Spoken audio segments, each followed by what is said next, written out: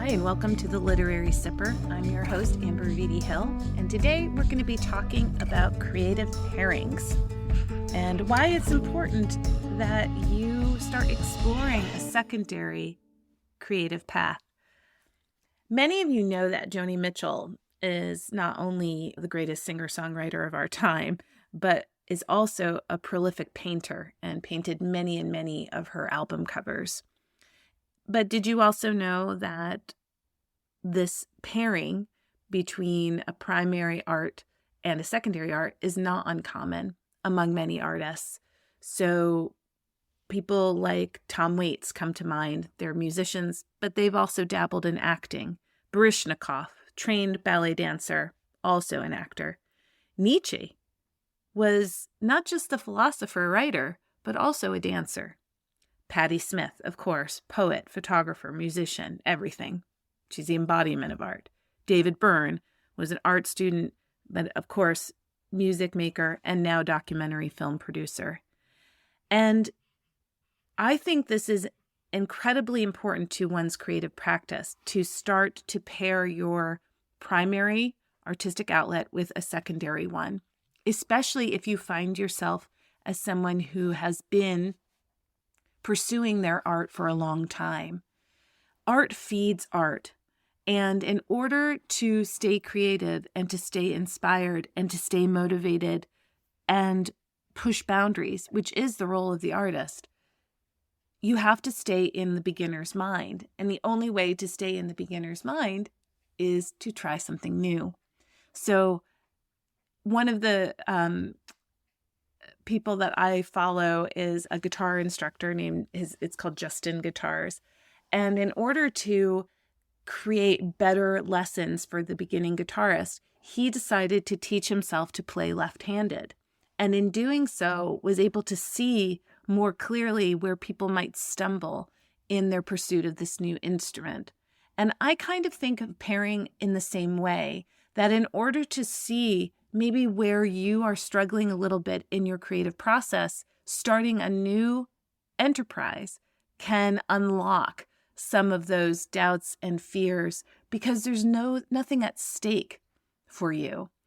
If you are a poet and you want to learn to throw pottery, there's nothing at stake for that vase if it comes out lopsided, or if your clay hardens overnight because you didn't put it away properly, versus what's at stake in the art form that you have pursued and studied and produced and shown other people, where you might be less willing to take a risk at a certain point because you have become attached to the outcome.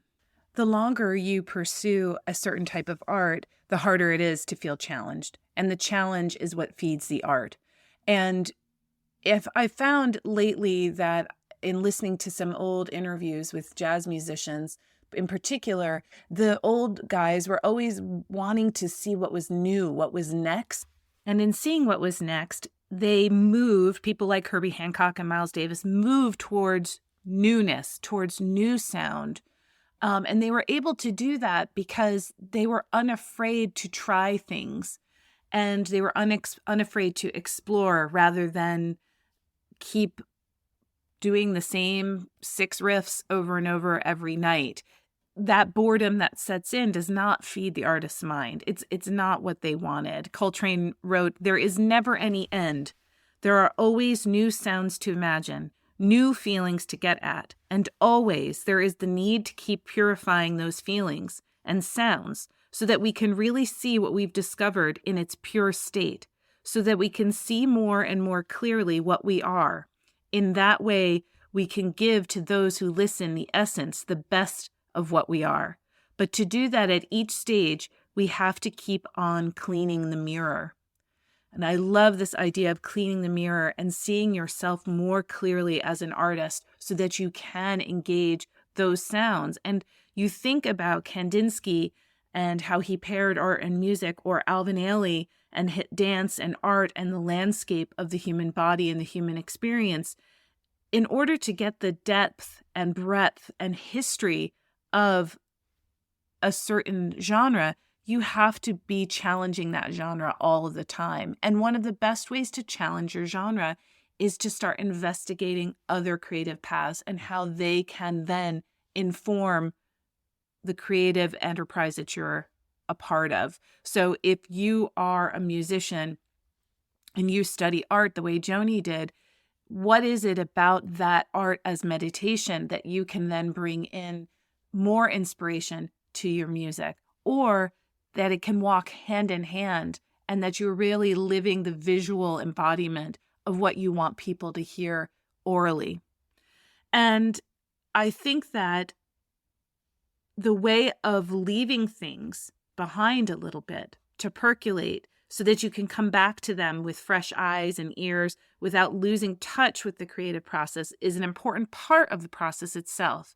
So that if you have recorded your album and you leave, you're not ready to send it to mastering and you need to leave it a little bit to see if it really is what you think it is, that's an important part of the process. But then go do something else. Go take a drawing class. Go move your body.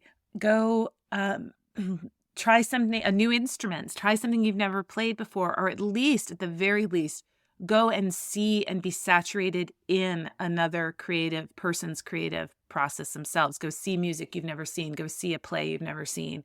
Try your hand at writing something you've never written before. So if you're a playwright, try poetry. If you're a poet, try playwriting.